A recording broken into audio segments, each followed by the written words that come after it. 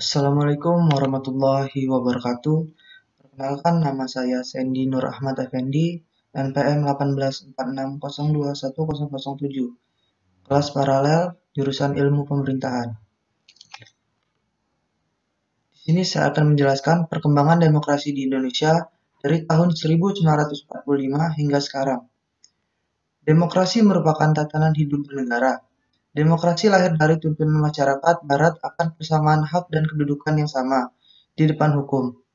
Hal ini terjadi karena pada masa sebelum adanya deklarasi Amerika dan Prancis, setiap warga dibeda-bedakan kedudukannya, baik di depan hukum maupun dalam tatanan sosial masyarakat. Negara Indonesia merupakan negara yang menuntut demokrasi dalam sistem pemerintahannya. Namun seiring berjalannya waktu, demokrasi di Indonesia mengalami beberapa perubahan pada prosesnya, sesuai dengan deklarasi politik dan pemerintahannya saat itu. Berikut ini merupakan penjelasan demokrasi di Indonesia semenjak Indonesia merdeka dan menjadi negara kesatuan dalam UUD 1945. Disebut bahwa NKRI menganut sistem pemerintahan demokrasi, di mana kedaulatan berada di tengah masyarakat atau rakyat dan dalam pelaksanaan dilaksanakan oleh MPR. Dalam arti lain, Indonesia menganut paham demokrasi perwakilan. Berikut ini merupakan alur perkembangan demokrasi di Indonesia. Perkembangan demokrasi masa revolusi kemerdekaan. Tahun 1945 sampai 1950, Indonesia masih berjuang menghadapi Belanda yang ingin kembali ke Indonesia. Pada saat ini, pelaksanaan demokrasi belum berjalan dengan baik. Hal itu disebabkan oleh masih adanya revolusi fisik pada awal kemerdekaan. Masih terdapat sentralisasi kekuasaan. Hal itu terlihat pada pasal 4 Aturan Peralihan Undang-Undang Dasar 1945 yang berbunyi sebelum MPR, DPR, dan DPA dibentuk menurut Undang-Undang Dasar ini. Segala kekuasaan dijalankan oleh Presiden dan dibantu oleh KNIP untuk menghindari kesan bahwa negara Indonesia adalah negara yang absolut. Oleh karena itu, pemerintah Indonesia mengeluarkan Maklumat Wakil Presiden Nomor 10 tanggal 16 Oktober 1945. KNIP berubah menjadi lembaga legislatif. Maklumat Pemerintahan tanggal 3 November 1945 tentang pembentukan partai politik. Maklumat Pemerintahan tanggal 14 November 1945 tentang perubahan sistem pemerintahan presidensial menjadi parlementer. Perkembangan demokrasi pada periode itu telah menjadikan beberapa hal yang mendasar. Pertama, pemberian hak-hak politik secara menyeluruh kepada pemerintah.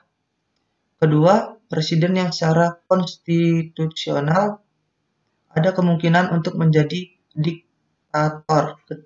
Ketiga, maklumat wakil presiden, maka dimungkinkan pembentukannya sejumlah partai politik yang kemudian menjadi peletak dasar bagi sistem kepartaian di Indonesia untuk masa-masa selanjutnya dalam sejarah kehidupan politik kita. Perkembangan demokrasi parlementer 1950 sampai 1959. Periode pemerintahan negara Indonesia tahun 1950 sampai 1959 yang menggunakan UUD sementara atau UUDS sebagai landasan konstitusionalnya. Pada masa ini adalah masa kejayaan demokrasi di Indonesia, karena hampir semua elemen demokrasi dapat ditemukan dalam perwujudan kehidupan politik di Indonesia. Lembaga perwakilan rakyat atau parlemen memainkan peranan yang sangat tinggi dalam proses politik yang berjalan.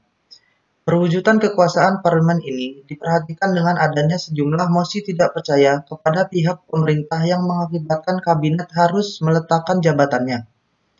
Pada tahun 1950 sampai 1959 bisa disebut sebagai masa demokrasi liberal yang parlementer, di mana presiden sebagai kepala negara bukan sebagai kepala eksekutif.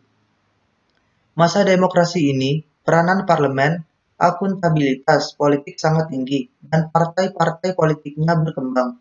Namun demikian, Praktik demokrasi pada masa ini dinilai gagal karena disebabkan oleh: 1.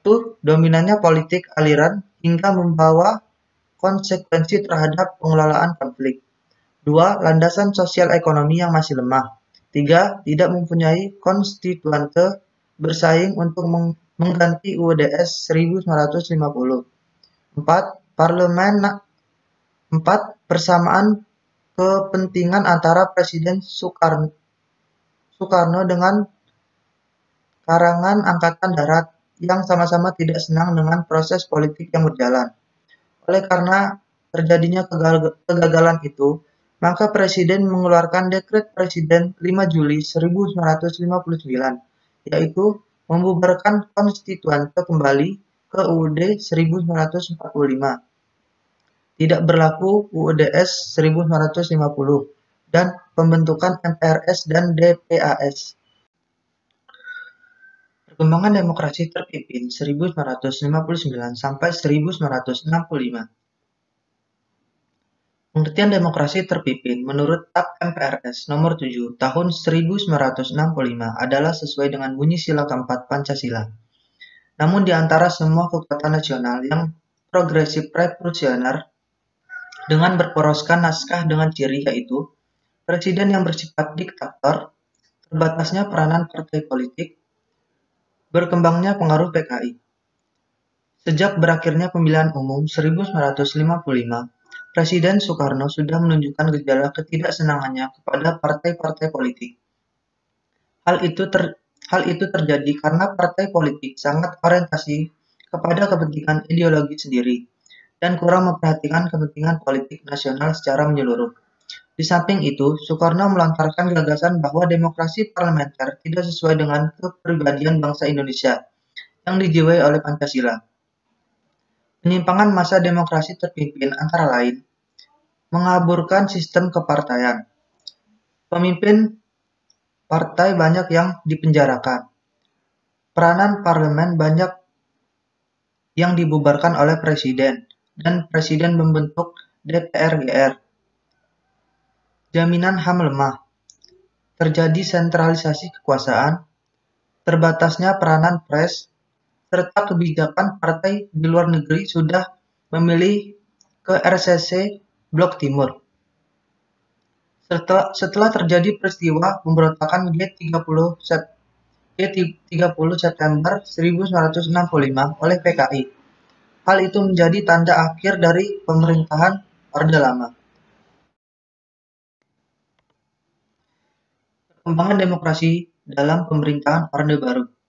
Pemerintahan Orde Baru ditandai oleh Presiden Soeharto yang menggantikan Insinyur Soekarno sebagai Presiden kedua Indonesia. Pada masa Orde Baru ini menetapkan demokrasi Pancasila untuk menegaskan bahwasanya model demokrasi inilah yang sesungguhnya sesuai dengan ideologi negara Pancasila. Awal Orde Baru memberi harapan baru pada rakyat, pembangunan segala bidang melalui Pelita 1, 2, 3, 4, dan 5. Dan pada masa Orde Baru berhasil menyelenggarakan pemilihan umum tahun 1971, 1977, 1982, 1987, 1992, dan 1997. Namun demikian, perjalanan demokrasi pada masa Orde Baru ini dianggap gagal, juga dikarenakan oleh berbagai sebab, yaitu rotasi kekuasaan eksekutif hampir dikatakan tidak ada, rekrutmen politik hanya ditutup, pemilu yang jauh dari semangat demokratis, pengakuan HAM yang terbatas, tumbuhnya KKN yang merajalela, dan lain-lainnya. Dan yang terakhir, perkembangan demokrasi pada masa reformasi 1998 sampai dengan sekarang. Sejak runtuhnya Orde Baru yang bersamaan waktunya dengan langsirnya Presiden Soeharto, maka Indonesia memasuki suasana kehidupan kenegaraan yang baru. Sebagai hasil dari kebijakan reformasi yang dijalankan terhadap hampir semua aspek kehidupan masyarakat dan negara yang berlaku sebelumnya. Kebijakan reformasi ini berpuncak dengan diamandemenkannya UUD 1945. bagian batang tubuhnya, karena dianggap sebagai sumber utama kegagalan tataan kehidupan kenegaraan di era Orde Baru. Berakhirnya masa Orde Baru ditandai dengan penyerahan kekuasaan Presiden Soeharto ke Wakil Presiden B.J. Habibie pada tanggal 21 Mei 1958. Masa reformasi berusaha membangun kembali kehidupan yang demokratis, antara lain keluarnya Ketetapan MPR RI Nomor 10 MPR 1998 tentang pokok-pokok reformasi, Ketetapan Nomor 7 MPR 1998 tentang pencabutan TAP MPR tentang referendum, TAP MPR RI Nomor 7 MPR 1998 tentang penyelenggaraan negara yang bebas dari KKN, TAP MPR RI Nomor 12 MPR 1998 tentang pembatasan masa jabatan Presiden dan Wakil Presiden Republik Indonesia. Amandemen UUD 1945 sudah sampai amandemen 1, 2, 3, dan 4. Pada masa reformasi berhasil menyelenggarakan pemilihan umum sudah 2 kali, yaitu tahun 1999 dan tahun 2004. Demokrasi yang ditetapkan negara kita pada era reformasi ini adalah demokrasi Pancasila. Namun berbeda dengan era Orde Baru dan sedikit mirip dengan demokrasi parlementer tahun 1950-1959. Perbedaan demokrasi reformasi dengan demokrasi sebelumnya adalah pemilu yang dilaksanakan 1999 sampai 2004 jauh lebih demokratis dari yang sebelumnya. Rotasi kekuasaan dilaksanakan dari mulai pemerintahan pusat sampai pada tingkat desa, serta pola rekrutmen politik untuk pengisian jabatan politik dilakukan secara terbuka. Sekian dan terima kasih. Wassalamualaikum warahmatullahi wabarakatuh.